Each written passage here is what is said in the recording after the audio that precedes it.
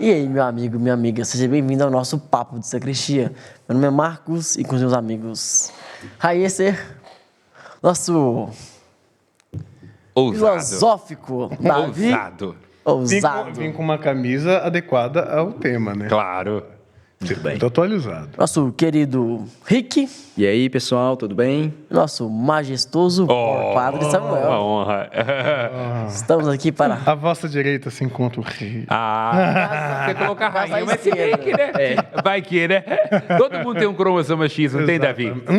Todo mundo tem um cromossoma X, não tem dentro de si? Eu acho que tem. E tem Ele que quer usar dizer que bem. todo mundo tem uma franga dentro de si? Uma franga não, uma dimensão feminina. Que... Sim, ué. Então, Todo mundo tem, concorda. por quê, né? eu acho. Algo feminino. Algo da nossa mãe reside em nós. É por isso que a gente não gosta de muita gente encostando na gente, Davi. Tem isso. Só dessa vez. Tem isso. Estamos aqui para falar besteira com você. Isso. Como dizia Gilberto Gil, andar com fé eu vou, que a fé não costuma falhar. Vocês acreditam que a fé ajuda na saúde mental? Que ela tem um... Agora não é isso, agora é só fé, só. Vocês já ouviram essa música horrorosa? Isso, é? Pois é. Não, essa... Ele fala que só precisa de dinheiro para comprar o mingau para os meninos, o mods da mulher e o resto é só fé, só fé. Só... Que é isso? Misericórdia. Horrível. Eu falei, credo. Eu recebi essa música essa semana. É mesmo? Nossa. Eu ainda estou ainda com os meus Melhor, ouvidos virginais. permaneça assim. É o novo repertório do cancioneiro do brasileiro. O que é isso? Mas sobre a sua pergunta, é interessante que tem pesquisas que apontam, sobretudo em hospital, em pessoas que já estão muito tempo hospitalizadas ou estão com uma doença que não tem muito o que fazer, né? Além de cuidados paliativos. E essas pessoas, essas pesquisas apontam como que a oração e a fé dessas pessoas ajudam elas nesse processo. Então, se tem um milagre propriamente de uma cura ou de algo que vai mudar a vida da pessoa, eu não sei afirmar. Pode ser que tenha, pode ser que não. Mas que isso causa um efeito, isso causa um efeito. Tem Quer dizer, hoje, do ponto de vista psicológico, científico, já se pode atestar que tem um efeito. Tem um efeito. Por cima tem um efeito ali. de bem-estar, de satisfação, inclusive hormonal, de repente, né? Aumento do nível de serotonina, que são esses hormônios que ajudam a pessoa no bem-estar, numa sensação de conforto. Então, já existe pesquisa que aponta para isso. Mas é muito incipiente, porque como é que a gente mensura fé? Isso que eu ia colocar. Como é que a gente vai fazer a mensuração da fé? não Quanto dá de pra- fé cada um tem? Exatamente. E será que a pessoa com fé fica mais saudável?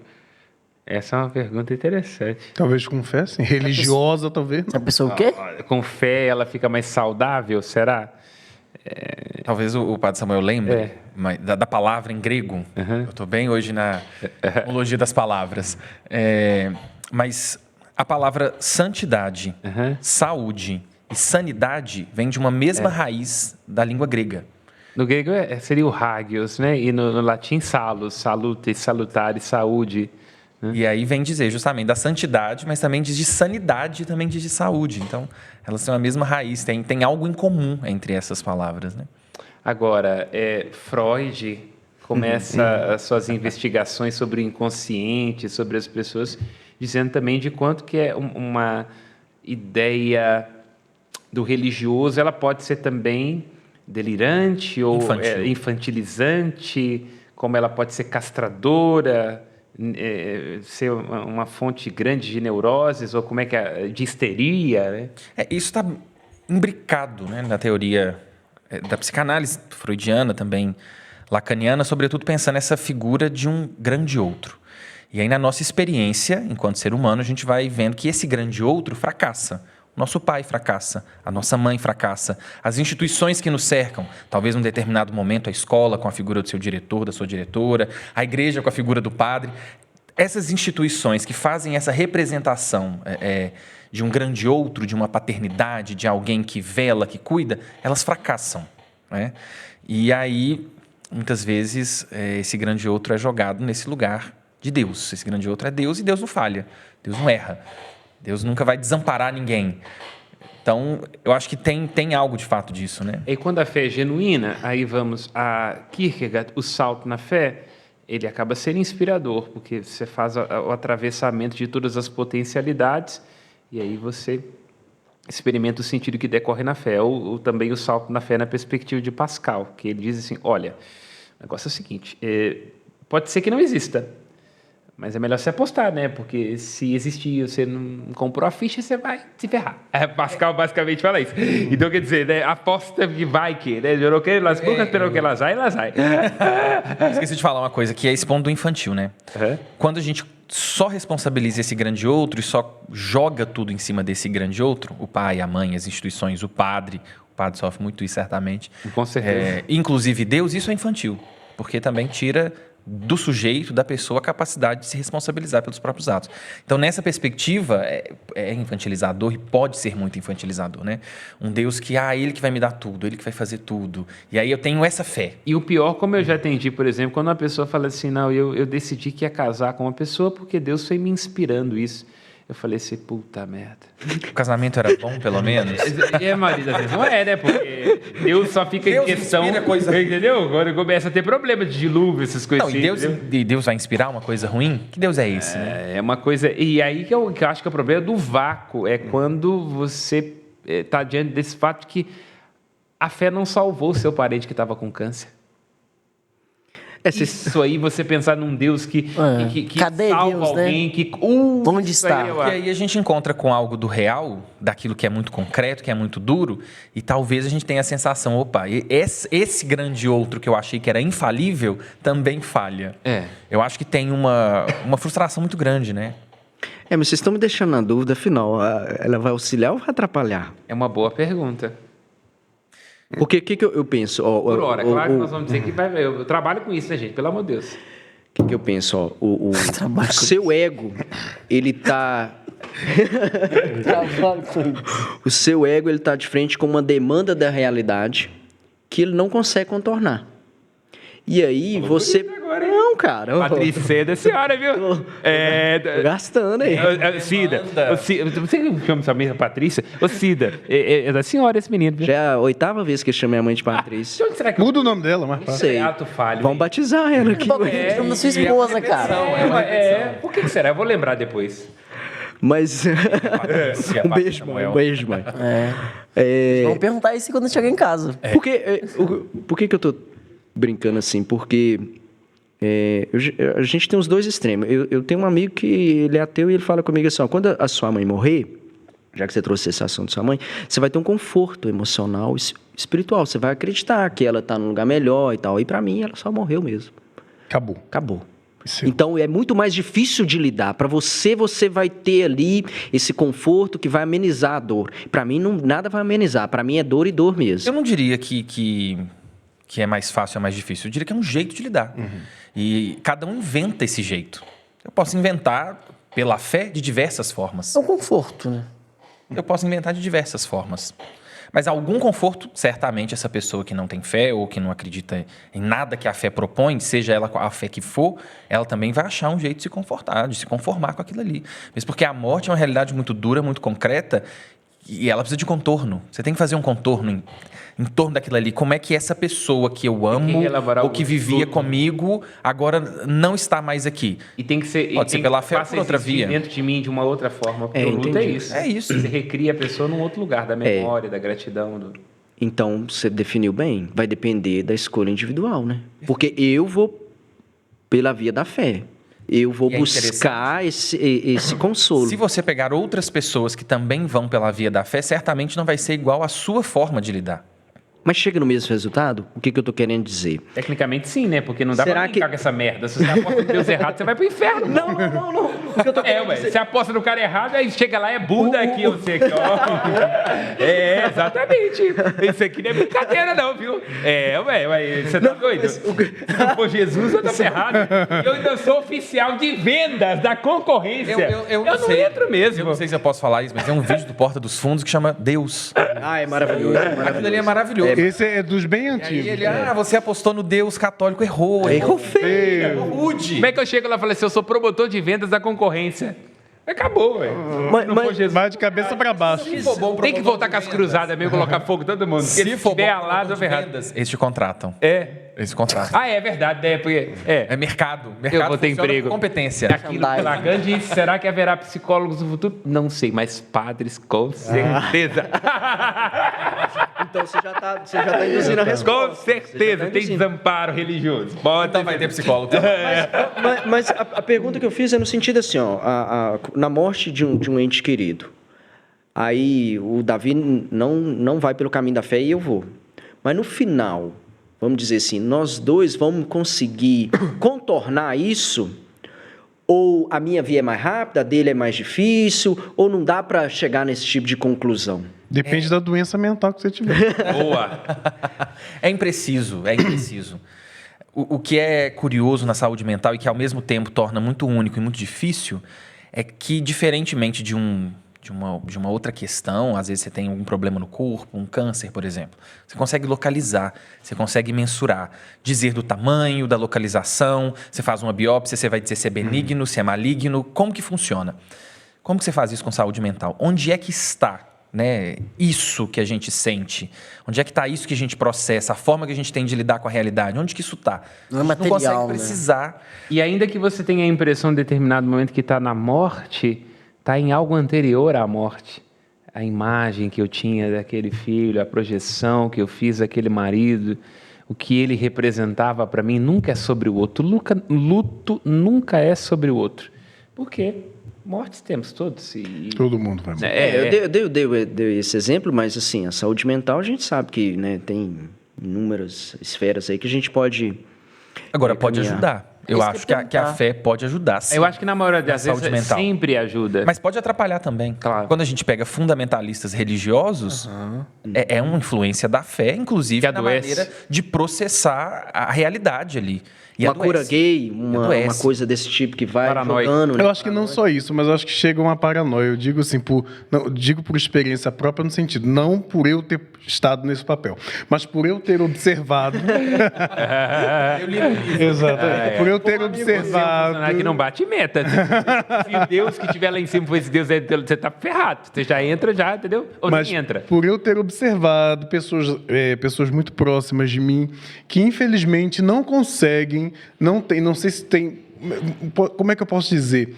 Acho que lhes falta até raciocínio para enfrentar coisas básicas, lhes falta raciocínio. Repertório psicó... Tipo assim, teve como é que eu posso dizer? Tudo coloca num colo de um Deus que está tão distante. E é uma coisa tão simples. Isso é infantil. Isso é uma coisa tão simples para resolver. Por exemplo, fulano está falando de mim, mas Deus tem a prova de que eu sou inocente. E Deus vai revelar. Mas Você uma dúvida bem polêmica, que esqueça que é o padre, o leitor de Nietzsche. Religião não é isso, na verdade? Sempre assim? Sempre sobre construir o céu para os que eu amo e o inferno para os que eu detesto? Aí, talvez, Foi sempre assim? Mas talvez então os ateus estão certos. E que isso é uma parafernália para enganar. Ah, não, eles não devem estar não, porque cadê o céu? Ateu, aí não vale a pena. Se a vizinha não vai queimar no fogo do inferno, que graça tem esse jogo? Chesterton dizia que o problema do ateu é que quando ele tem gratidão, ele vai agradecer a quem? O universo? É ele mesmo, é. É ele mesmo. É ele mesmo. Mérito meu. Nem é ele, porque na verdade o problema de um ateísmo, um ceticismo radical, que pode ser enlouquecedor, esta ideia que sempre precisa de um antes, de um sentido, de um propósito, de um porquê. Então, eu lembro aqui de um diálogo belíssimo de Joseph Ratzinger com Paulo Floro d'Arcais, de um livro chamado Deus Existe, é uma pérola, onde, de fato, o Paulo fala, o problema da religião é que ela sempre tende a cair na tentação do absoluto. Então, se ela está na tentação do absoluto, ela daqui a pouco está na cama do Estado, no braço. Ela vai precisar do Estado para dizer, é isso, pronto. A gente mata quem pensa diferente. E ele fala, o problema do ateu é que, para ele, essa ideia de abnegação e de dar a vida, ela é impossível. Porque o que existe maior do que nós, do que o agora?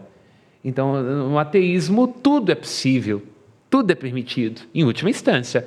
Eu fico vendo, por exemplo, o pessoal combatendo o fundamentalismo religioso e falando assim, mas nós temos uma Constituição, mas eu falo, e fundamentada em quê? A Constituição é uma lei onde 513, sei lá quantos eram os constituintes, se reuniram, decidiram alguma coisa, foram lá para o Piantela almoçar em Brasília e nós E a vamos ser eleitos de Constituição novo. foi concebida pela graça de Deus. Entendeu? Olha lá, pela graça de Deus, nós, constituintes. Então, é essa que é a ideia. Quer dizer, de fato, é muito difícil criar consenso, ter bases sólidas e ter algo que sustente a saúde mental sem essa ideia de um transcendente ou transcendental, alguma coisa maior do que nós. Porque se não for maior do que nós, no momento em que tem uma doença e o filho morre, tem que ter uma coisa maior. Eu vou ter que transcender isso. Eu virei artista, eu cuido de crianças órfãs, e tem que ir para algum lugar. Eu acho que o grande problema, eu digo assim, eu jogo muito isso no colo dos evangélicos, né? Eu vejo isso. Acho que o grande problema é quando a igreja, principalmente a igreja evangélica, me desculpa os evangélicos, se torna uma fábrica de gente imbecil. Gente idiota. Isso acontece na igreja evangélica? Se fosse só lá, tava Não. bom. Hein? Eu prefiro jogar lá no colo dos evangélicos, né? Também tem. Mas e quando a igreja se torna uma fábrica de imbecis? Maria da China. E quando a igreja se torna uma fábrica de imbecis? Mas que movimento de massa pode sobreviver se não com idiotas úteis, para citar Nelson Rodrigues? Precisa de alguém pra trabalhar, né? Pra sustentar. Isso. Tecido social. Tecido social, idiotas úteis, alguém para trabalhar, é isso. Você, como psicólogo, qual o caminho que você usa? Perguntar para o psicólogo um caminho redundante? Mas que eu uso Não, pra- Deixa eu perguntar o que é um caminho. Eu já vou ficar aqui, né? Não, então eu vou mudar a pergunta. Porque... Não, pode- deixa ele atuar. Aí, Pode fazer a vai pergunta. clinicar. Não, aí. é porque você não vai conseguir separar pergunta é boa. o sujeito da fé. Então, entender o indivíduo que está à sua frente ali e usar isso como uma referência. Então, por exemplo, se eu estou tratando um problema, uma depressão, e você, como um profissional, não identifica que eu sou um cristão e não usa isso como um caminho, você está deixando algo valioso escapar ali. Ou estou equivocado? Então, vai depender muito da relação que aquela pessoa que procura, é meio selvagem isso, né? Como que ela estabelece uma relação com aquilo. Porque aquilo que pode nos curar também pode ser aquilo que nos mata. Né? Então tem que saber qual que é a dose. O remédio, o veneno, está exatamente nisso. O remédio é uma droga, então tem uma dose que vai ajudar. Uma superdose pode matar. Então, não tem necessariamente É por isso que o trabalho do psicólogo é muito difícil. E porque o psicólogo Não é trabalha natural. Ele trabalha com escuta. Escutar é muito difícil. Mas o que a gente considera, em primeiro lugar? O lugar do sujeito, a história do sujeito.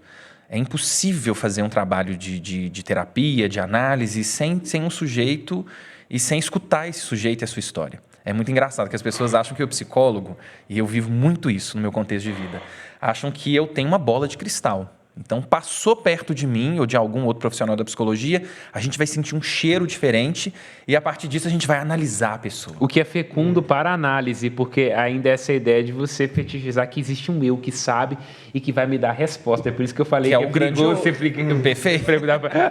Por isso que eu brinquei. Se você fala assim, o psicólogo, não você, né? Digo, a gente fala, me dá a resposta, aí o psicólogo vai dizer sim. Qual resposta? Ah, não, perfeito. Que procura? O que você está procurando? Eu me senti no divã aqui, porque a ideia é fazer com que o sujeito mesmo encontre a própria resposta, né? Não existe análise sem escuta. Eu costumo falar muito isso no seminário. Certa vez eu disse assim, é uma grande idiotice acharem que eu estou analisando todo mundo. Primeiro que a análise é caro. Do ponto de vista financeiro. É caro porque tem que pagar mesmo, e é caro do ponto de vista financeiro, mas é caro do ponto de vista da escuta. É muito difícil escutar alguém. É muito difícil a gente se escutar. Para escutar um outro, eu já preciso ter me escutado antes em alguma medida e dar conta de silenciar aquilo que eu já gritei. Então, é muito difícil, é muito caro uma análise. E outra, precisa escuta. Se não tem escuta, é selvagem. E aí não é análise. Não é análise. E uma outra ilusão também que contribui muito para que pessoas que têm sofrimento mental, elas não procurem um psicólogo, um psicanalista, enfim, de fato, Profissional. né? O profissional, enfim. É essa ideia de que a psicanálise ela quer desmontar o sujeito. Então, quer dizer, ela vai pegar o sujeito, vai quebrar e dizer, não, Não é assim, não. Ela não quer desmontar o sujeito, ela quer dizer assim, essa mulher está para quê? Onde é que você quer chegar com isso aí? Simples assim. Agora, se a pessoa, em determinado momento, ela banca isso, então não é papel do psicólogo Mesmo falar. que a psicologia, a psicanálise vai entender que aquilo que talvez seja uma muleta, não necessariamente tem que ser retirado. Isso. Às vezes a pessoa... Mas ela precisa saber que ela está com essa muleta. Ela precisa saber. Ela precisa saber. Mas não quer dizer que a gente... que esse processo vai desmontar a pessoa, que Ela vai virar um ateu, vai... Nós somos aquilo também que são os nossos defeitos. O ser humano seria insuportável se ele fosse perfeito. Que bom que ele não é. Claro. Ele imperfeito já é insuportável, imagina. Isso traz um tempero. Como diz um amigo meu, quando nós temos uma amiga, que ela não vou citar aqui, mas vão saber, eles entenderão, e aí ela se relacionava com uma pessoa. Aí o cara dava problema. Depois que ele começou a melhorar, começou a ficar fit, aquela coisa toda, ela terminou com ele. Eu falei assim, mas por quê? Eu fiquei pensando, no dia do casamento dele, por que fulano terminou com esse fulano? Eu falei assim, Samuel, mulher gosta de problema. Se não deu problema, perde a graça. A graça da vida é isso, entendeu? Quem é a mamãe? A mãe. Pode observar. Boa parte das vezes no casamento, o que a mulher está querendo é o filho. Ela quer no marido ali aquela questão de alguém que vai resolver problema e que enche o saco. No consultório, o horizonte do amor no consultório... É isso mesmo. Dá pano pra manga. Dá pano pra manga. Isso mesmo. Mas a gente está numa sociedade adoecida. A gente vai... Quais as doenças, você diria, principais? Então, eu não quero nem identificar as doenças, Eu vou em Freud, a psicopatologia cotidiana. Vamos pelo inverso, então. É mais... Onde que você me apresenta um lúcido? Entendeu? Não, de perto ninguém é normal. O louco. Talvez o louco... O louco perde tudo, menos a razão. Eu já dizia isso. Talvez. Mas, de fato, o nosso contexto é de uma fantasia. Agora, o problema essas fantasias contemporâneas, elas têm nos feito sofrer. Digo, uma doença contemporânea, a busca pela felicidade. Exacerbada. É uma felicidade a qualquer custo e é uma felicidade imagética. Porque você só pode responder isso com depressão e com ansiedade, gente. Porque ser padre eu dou conta, ser filósofo, ser psicólogo, professor. Agora, feliz... Por que você está acontecendo feliz? Você sai de casa, eu estava vindo feliz de um negócio outro dia. Meu carro arrebentou o pneu. Desse jeito. Entendeu? Acabou a felicidade. Como é que eu tenho controle disso? O pneu do carro, entendeu? Um buraco, um paralelepípedo, acabou. Uma amiga psicóloga diz que é um jargão que eu conheço. A vida não é linear ascendente. Não funciona assim. Né? Ela tem altos e baixos. Ela é senoidal, exatamente. Comunicação física. A felicidade não necessariamente é uma coisa ali fechada em si. Né? Ela está aberta à vida. E ser feliz não quer dizer ser alegre. São coisas diferentes. Claro. Eu passo por um monte de coisa que eu acho horríveis, assim, difíceis, cansativas. Claro. Cansado. Mas eu não sou infeliz por isso. Não, o humor traz isso. O que é um stand-up, por exemplo? É uma coisa interessante para o sintoma da nossa cultura. Onde todo mundo tem que ser bom, perfeito, tem que ser... A gente paga para ver alguém que debocha da falha. Suas experiências pessoais. Olha para você ver isso. Então, é uma coisa sintomática da nossa cultura. Ainda bem que eu nunca fui no stand-up, porque eu jamais pagaria... Você já é stand-up vivo. Jamais pagaria para ir no stand-up. Eu tô rindo aí. Entendeu? Pode fazer dinheiro, né? Exato. Você não sabe, você perder, mas paga o dízimo. Tá rindo. Mas é isso, é um traço da nossa cultura, porque a felicidade, ela não é um objeto que pode ser alcançado, mensurado e por aí vai. Eu diria que é uma grande doença do nosso tempo. Felicidade não é só bem-estar. A gente tem que entender isso. Felicidade não é só bem-estar. Mas dá para contextualizar, então, felicidade? Dá para colocar, assim, em poucas linhas, poucas palavras? Eu gosto de uma definição que eu até esqueci exatamente quem que é. Aliás, eu tenho uma, mas que é baseada, depois eu descobri que alguém já tinha pensado mais inteligente que eu, que é o Guimarães Rosa, que ele fala felicidade só em momentos raros de distração. Eu digo que felicidade, isso era meu mesmo, agora o cara fala, agora eu vou ter que falar, vou achar que é plágio. Eu falo, é o que acontece quando a gente está distraído. Acho que felicidade é isso. Está distraído ali, despretensiosamente, entendeu? Você não estava esperando nada, aí vem alguém e te surpreende com um abraço. Felicidade é isso. Agora, eu queria que você me desse um abraço, não deu, aí... Isso é expectativa. É preciso, mas ela é causa de muitos males. Ela é inevitável. É preciso. Agora, ela sempre te joga, eu falo que a expectativa, ela tem uma filha, que é a decepção. Ela sempre dá a luz, porque nunca vai ser exatamente como eu pensei. Esse que é o problema. Então, um dos grandes sofrimentos psíquicos do nosso tempo é que tudo é exato. A roupa é exata, o celular é exato, o carro é exato. Mas a vida não dá conta de ser exata. Então a gente fica depressivo, ansioso, briga e não dá certo, não quero me casar, não sei o que eu quero. E penso que a fé pode ajudar nessa perspectiva, porque a fé, ela pressupõe o fracasso. Veja no apóstolo Paulo. Quando o apóstolo Paulo... Porque o apóstolo Paulo era um fariseu e imagina, o cara pica das galáxias, douto, o maior... Ele fala, eu sou o maior dos apóstolos. Aí ele tem um espinho na carne. Olha pra você ver, eu fico imaginando, deve que era alguma coisa... A gente não sabe, né? Que espinho é esse. Mas eu imagino que era alguma coisa, tipo assim, como ele era um fariseu, um homem, era alguma coisa de ordem moral. Eu acho que era. Eu também acho. É porque só isso feriria. Um defeito físico. Entendeu? Deve ser. Um defeito físico não deve ser. Com certeza não. Alguma questão de alguma uma doença? Não. Um problema que ele teve numa comunidade? Não. Porque ele deve ser alguma coisa que, tipo assim, fazia ele no segredo do quarto. Não tem chance de ser uma fraqueza na carne? Eu acho que sim. Então. Eu acho que é alguma coisa, inclusive, que atravessa... Eu também. É claro, porque seria a única coisa para deixar Freud um homem... diria, é a sua sexualidade. Isso. Eu penso... Pensei nisso Eu também. penso que sim, porque, tipo assim, Paulo tinha tudo. Ele era inteligente. Ele era um cara mega apóstolo. O cara viu Jesus, o único para quem Jesus aparece mesmo depois de ressuscitado. Depois tem umas santas aí que fala que viu, mas enfim. Mas o único que recebe um chamado de Cristo. Só pode ser isso, porque seria a única coisa que desafiaria toda a estrutura dele, algo moral. Mas sabe que é bom ter essa coisa? Eu acho legal, inclusive, É claro. para uma fé Porque madura. humaniza, todos morrem, sangram, sentem dor. E a fé madura, ela pressupõe o pecado, não como um pet de estimação da pessoa que se orgulha daquele pecado, mas como uma condição, inclusive uma condição que aproxima do próximo, Claro. que também é pecador, e de Deus, que na sua misericórdia se aproxima de nós, para nos amar, nos acolher. É muito interessante essa leitura de fé. Feliz culpa de Adão, que nos mereceu tão grande Salvador. Se não fosse esse pecado de Adão, não valeria a pena nem ter nascido. O Exulta te canta isso na Vigília Exatamente. Pascal. É isso. Exatamente. Feliz culpa de Adão. Então, de fato, é isso. Sabe o que eu lembrei aqui também? De oração que ajuda. No caso, a oração de serenidade. Né? E que vai muito de encontro a um estoicismo. Então, aquela Uma ideia resignação diante da vida. de tipo assim, você está de Deus, Paulo era um concedei-me estoico. a serenidade para que eu possa aceitar as coisas que não Paulo posso era um estoico. modificar. Então, o que eu estou querendo trazer para a discussão? Que a fé também, ela tem um molde meio que já entrega para a gente assim. Porque eu, no dia a dia ali, na correria ali, se eu paro e faço essa oração, de certa maneira eu estou tentando me recompor, me colocar um pouco mais equilibrado.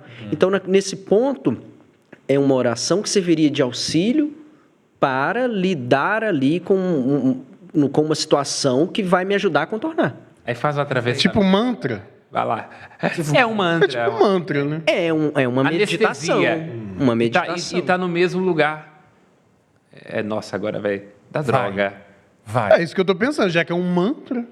Aí que a questão é exatamente essa. É por isso que, do ponto de vista psicológico, você está para além do bem e do mal. Para citar Nietzsche / Freud.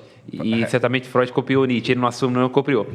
Esse negócio de pulsão já estava lá em Nietzsche há muito tempo. Mas a ideia é justamente essa, que todos nós, como Raíssa já bem colocou, nós temos que ter subterfúgios para dar conta do maior de todos os desafios, a vida, que não tem compromisso nenhum com a nossa expectativa sobre ela. Essa é a dor. A dor humana é a dor moral. Como que a minha vizinha, a minha esposa, como que quem trabalha comigo não vê o mundo do mesmo jeito que eu? Como isso é possível? Essa é a dor moral. Guimarães Rosa vai dizer, o que a vida pede de nós é coragem.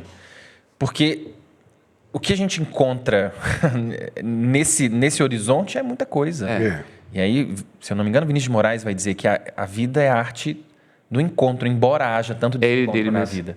E a psicanálise ela vai usar muito dessa dinâmica do desencontro. Porque é tentando encontrar, é tentando amar, é tentando acertar, conseguir o emprego certo, fazer a escolha adequada da minha religião, da minha profissão, e a gente erra pra caramba. E o bacana da análise, que acho que liga a perspectiva religiosa, e até ilumina, ou melhor dizendo, aprofunda ou dá repertório para que ninguém...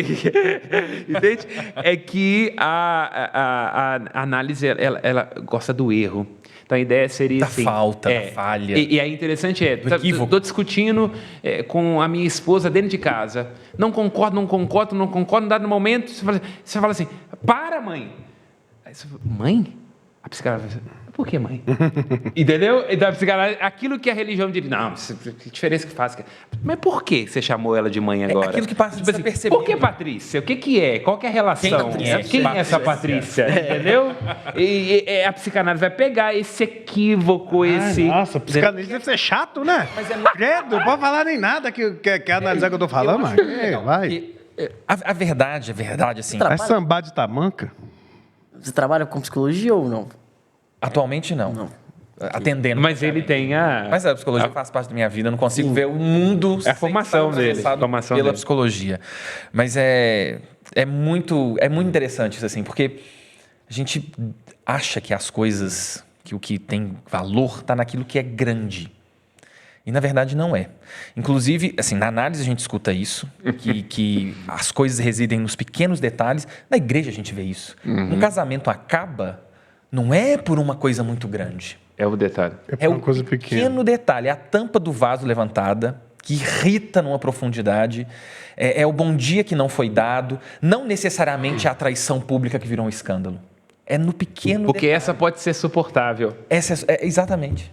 Mas o detalhe muitas vezes não é. Essa pode ser suportável. Gente, vamos olhar a escolha dos objetos amorosos aí de cada um. A gente não escolhe o outro pela grandiosidade do outro, a gente escolhe pelo detalhe. Sabe que quando eu vou atender uma confissão, e lá não vou entrar em mérito e por aí vai, quando a pessoa diz assim, eu tenho problema recorrentemente com essa questão. Aí eu falo assim, qual que é as imagens que você associa a isso?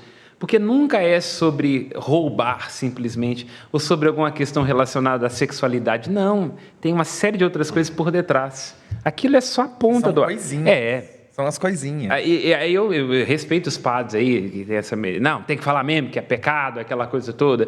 Eu volto à compadecida. A Dorinha, lá, quando Nossa Senhora pergunta para ela, por que você traía esse marido?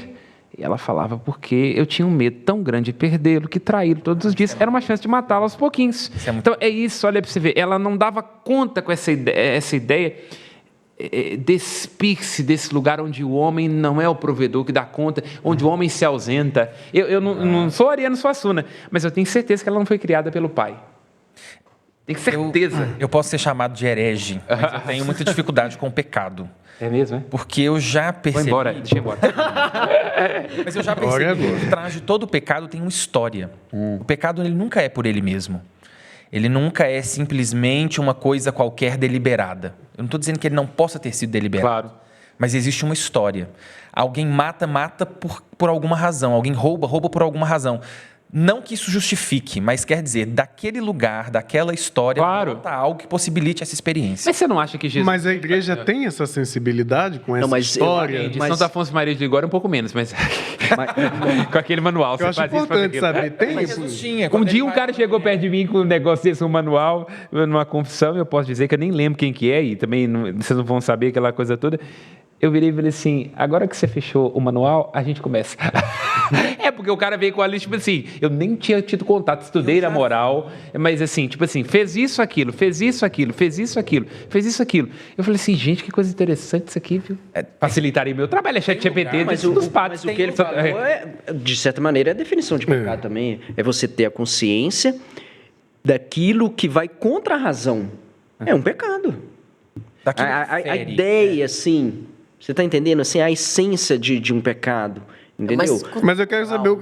Mas a igreja tem sensibilidade de saber ou se importa do que levou a pessoa a... Hoje tem àquele mais, pecado? porque nas categorias, né, matéria, consciência e liberdade, ela tinha um pouco menos, mas hoje, à luz da psicologia, tem mais. Agora, o que eu queria colocar, o espírito do Bruno baixou em mim, esqueci o que ia falar. Um abraço. Igreja, Jesus tinha. Jesus tinha. Sim. A mulher pecadora. Entendeu? Tá todo mundo apedrejando. E ele para com muita paciência, escreve no chão. Eu sou doido para saber o que ele escreveu, gente. Não é uma coisa Eu interessante? adoraria saber o que ele escreveu. E E aí parece que ele, nesse momento, ele vê para Às vezes ele nem além- escreveu, às vezes só fez uma carinha feliz, alguma coisa assim. Mas ele vê para além da cena, né? Ele enxerga ela. E aí ele ataca todo mundo porque ele enxergou ela. Então quem não tem pecado pode atirar a pedra. Mas todo mundo tem pecado. Todo mundo tem suas idiosincrasias. Todo mundo tem seus equívocos. Por que que aquele é pior do que esse? Por exemplo, numa aula de moral, isso é muito interessante. Imoral?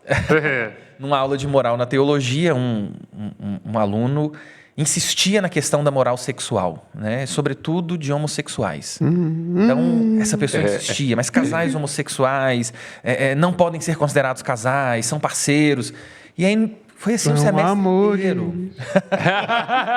Amores que matam, amores que vêm, amores que vão. Amores animados, basta ver Shakespeare.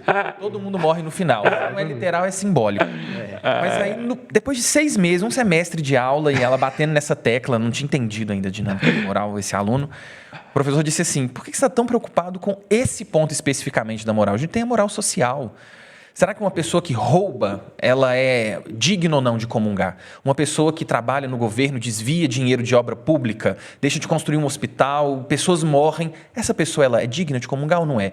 Mas a gente está preocupado com a questão moral, sexual. É para dizer justamente isso, né? Então, esse pecado é maior do que aquele? É muito difícil. Eu acho que Jesus rompe com isso. Quando ele diz assim: quem de vocês não tem pecado, joga pedra. Ela tem esse, mas vocês também têm as suas idiosincrasias. Eu acho que ele enxergava para além da cena do pecado, né? Claro. Ele enxergava a história também. Isso é muito interessante. E é importante colocar a fé, a maturidade, o encontro nessa perspectiva também, porque senão nós podemos ter um exercício de religiosidade que é adoecedor. Isso de fato, e vejo como confessor muito sofrimento de confessionário. Tem muito sofrimento. Muito sofrimento, inclusive que eu acho que deve deixar até Deus pensando assim: meu Deus do céu, se esse povo tem essa imagem de mim, eu estou ferrado. É legal. É ponto pro capeta. É legal isso, porque às vezes a pessoa entende assim: o que eu fiz, ou o que eu faço, ou o que eu vivi, ou o que eu vivo é um pecado. Eu me confesso, mas eu não consegui mudar. E isso faz parte, inclusive, da dinâmica subjetiva da pessoa. Quanto tempo uma pessoa numa terapia não leva para conseguir, de repente, superar ou amarrar algumas coisas que ela vive, que ela experimenta? E aí é muito comum o paciente chegar e falar: nossa, fiz aquilo de novo. Aquilo que eu não gosto, aquilo que me chateia, fiz de novo. E é assim. E posso dizer de uma coisa? Eu penso que uma pessoa só pode abrir a boca para falar sobre ética e moral quando ela tiver jurado assim que não ia morder, e quando ela assustou, ela estava mordendo. Antes disso, não se arrisque a falar sobre o que é moral, porque você não entende o que é moral. Eu gosto desse princípio. Você não... Porque aí trata-se de uma moral que não é simplesmente jurídica. Claro que não, Mas a partir daquilo que eu vivo, Claro. da minha experiência, eu tenho condições de enxergar. É por isso que eu acho que Deus veio aqui nessa bodega. Porque eu acho que ele mesmo se convenceu de que se ele não tivesse aqui, ele não ia saber o que é. E o que aconteceu com ele? É claro, O que aconteceu Ele com teve que sentir na carne para ver o que é. Mataram ele. E a carta aos Hebreus, e a carta aos Hebreus fala isso. Porque Jesus só é capaz de se compadecer porque, como qualquer sumo sacerdote, ele intercede pelo povo porque está cercado de fraquezas. Então, isso é muito bonito na fé cristã católica. É um Deus que quer experimentar. Ele quer... Por isso que eu falo que Nietzsche, coitado de Nietzsche, se não tivesse tido alguém... Ele experimentando, tacou outro dilúvio? Porque mataram ele, né? Aí... Mas aí essa que é a ideia. Quem não dá conta de comparecer diante de si, aí o outro tem que morrer. Mataram, mas ao mesmo tempo tem um texto do Evangelho que diz: a minha vida ninguém tira, eu adoro. Claro. Então ele aceitou. De Ele fato. consentiu. Esse é um termo caro, inclusive, para a saúde mental. Consentimento. Às vezes a gente vive um processo difícil e a gente não aceita aquilo ali. E a gente não consente. Já viu pessoa amargurada? Não consentiu. Não consentiu com o que perdeu, não consentiu com aquilo que falhou. Tem até os 5 estágios, né, da aceitação. Do luto. Agora me diga uma coisa. Na perspectiva de vocês aí, você é psicólogo, quais são as principais causas de adoecimento entre os homens e as mulheres? O que você sente, esse adoecimento psíquico ao longo do tempo? Vamos começar dos homens. O que você acha? Trabalhei no SUS. Fiz uma experiência já de trabalho no SUS aqui na cidade de Belo Horizonte. E é muito interessante que as campanhas voltadas para os homens que a rede pública de saúde faz não conseguem alcançar os homens. Eles não vão. É muito interessante, eles não vão. E aí tem uma questão do cuidado e daquela coisa que o homem não pode ser fraco. Homem não pode ser fraco. Homem Por não isso, chora. inclusive, eu tenho uma dificuldade muito grande com a terminologia fulano é emocionado. Eu odeio quando falam isso perto de mim. Porque o homem, de modo geral, já É tem pior que eu muita falo isso direto. dificuldade. É? Eu falo isso direto. Fulano é muito emocionado. Pois é, mas o homem, de modo geral, não só o homem, mulheres também, mas o homem mais, já tem muita dificuldade em acessar aquilo que sente, os afetos, dizer disso, abraçar uma pessoa, dizer que ama. O homem já tem muita dificuldade.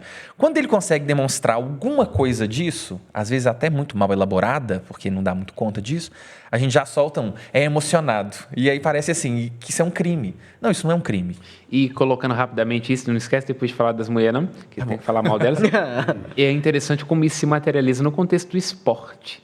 Porque, em perspectiva psicológica, o esporte é um salvoconduto homoafetivo. Vou dizer assim, para quem é ou não é? Porque é um espaço onde você pode abraçar, beijar, onde a gente sente, chora junto. É Eu interessante vou isso. polemizar. Boa analogia. Aham. É muito interessante como que tem uma erotização. Não sei se vocês já viram essa cena. Hoje a gente sai numa sexta-feira, por exemplo, e, sei lá, você vai para uma região que tem bares ou que tem muita coisa, você vai ver um carro cheio de homens fazendo azaração com as mulheres na rua. Mas quem está se agarrando ali dentro, Os homens. naquela relação de corpo, que não é necessariamente uma relação... Não é sexual, mas não é propriamente. erótico. Melhor dizendo. Não é erótica, mas ao mesmo tempo é erótica. Aham. Ao mesmo tempo tem uma coisa ali, né? Aquele calor, aquele toque. Isso é muito engraçado. Heterotops aí de plantão, por favor, tá? Ué. Vocês também já devem ter visto. Claro. Não, é possível É imaginar. comum, é comum. Eu sempre desconfiei, hein? Sempre desconfiei. Esses carros aí lotados de macho. Ó, Freud, Qualquer um burão, Freud vai né? dizer que a Sei não. bissexualidade é o mais possível, é o mais provável dos seres humanos. Então, É porque romance é romance, né? Não tinha um fã que falava isso, né? lance é um lance. Lance é o lance. E de fato é verdade, quer dizer, não tem como você colocar freio no apaixonamento. E eu Nem no conversava desejo.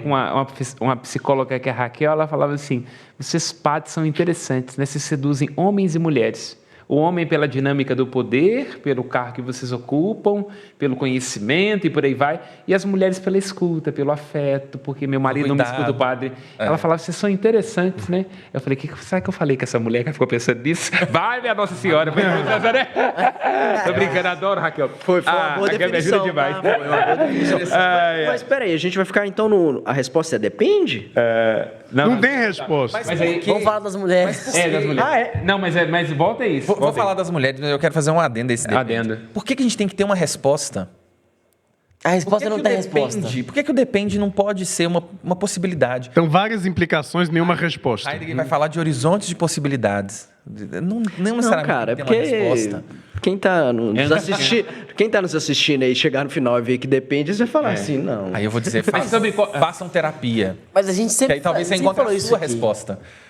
Talvez você encontre a sua resposta. Mas volta aqui, aprofunda nisso aí. Onde é que está a questão do qual depende você está demarcando? Que é interessante sua questão. legal. Não, eu tô... Mas o que você fala? Onde é que ficou aí o... Ou seja, a fé... ela Ajuda vai- ou não? Ela vai ajudar ou não? Ela vai auxiliar? Minha perspectiva como padre para eu salvar o meu emprego? Claro que ajuda. Eu também. Eu não É, conseguiria eu- me ver enquanto indivíduo tendo que ressignificar o que eu sou sem esse salto na fé. Porque a minha tendência é a seguridade, é o cálculo, é o juízo. Cê não eu salvo, eu resolvo.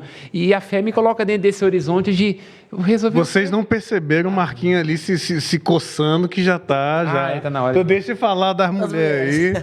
Tudo bem. Mas fala que aí, completa o raciocínio rapidamente, 30 segundos, manchete. O adoecimento hoje principal é ansiedade e depressão. Claro. Né? E aí é justamente disso que foge do controle, né? Talvez porque isso vale para as mulheres também, né? A gente quer resposta.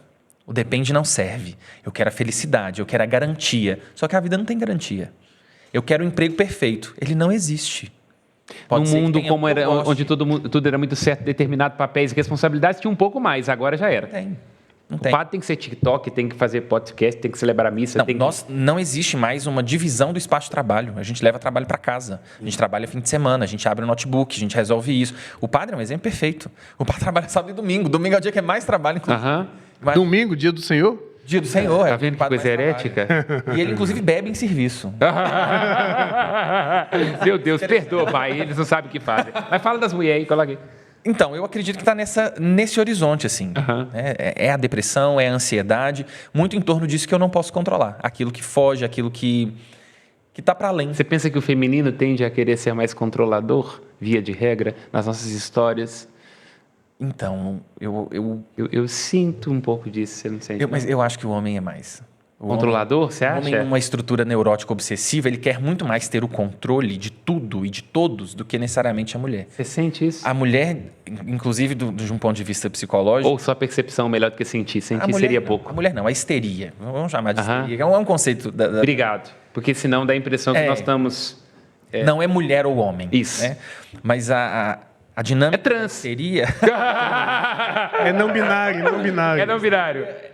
entende que existe uma coisa que falta, entende que existe uma incompletude. Só que aponta isso para o outro. Então, faltou, falhou... Mas você não acha que é um problema também quando ela entende que existe e fala, eu estou aqui para oferecer isso? Porque acho que a questão do feminino e o incômodo até da religião é que a mulher entra nesse lugar da maçã, né? Ela fala assim, é de Deus, mas... Então, ela... Olha o prato aqui. Entendeu? Mas apesar que Adão foi muito histérico nesse texto, a culpa é dela. De dela. fato. Isso é histeria, né? E... Aí, então quer dizer que alguém está nos impedindo de ser grande de novo, Perfeito. que alguém acabou com a É nossa sempre família. o outro. O problema é sempre esse professor o outro. está ensinando os meninos a ser viado, isso é coisa de homem, a histérico, ideologia macho? de gênero na escola, Ah, entendi. É o outro. Ah, tá. Enquanto a neurose obsessiva, que é muito comum em homens, mas não apenas, já é essa coisa do controle. Ele recusa aquilo que ele já sabe que falta. A histeria não. A histeria vai aceitar que falta, mas vai responsabilizar um outro. A neurose obsessiva, ela não vai fazer isso. Ela vai fingir que isso não está acontecendo. Então, eu controlo tudo, eu resolvo tudo, eu sou prático, eu ajudo a avó, a mãe, o tio, a vizinha, para eu não ter que lidar com aquilo que eu sei que falta. E aí, no momento... E aí é um casamento perfeito, né? Aí você casa com a pessoa que aponta que falta e que é você que está faltando, aquilo justamente que você não quer ver. É um casamento Minha vida foi um erro, deixa eu ir embora. Gostei. Amém. Muito bom. Depois dessas reflexões sobre saúde mental, é claro que você vai deixar o like, compartilha e se inscreve no canal. Tchau, pessoal!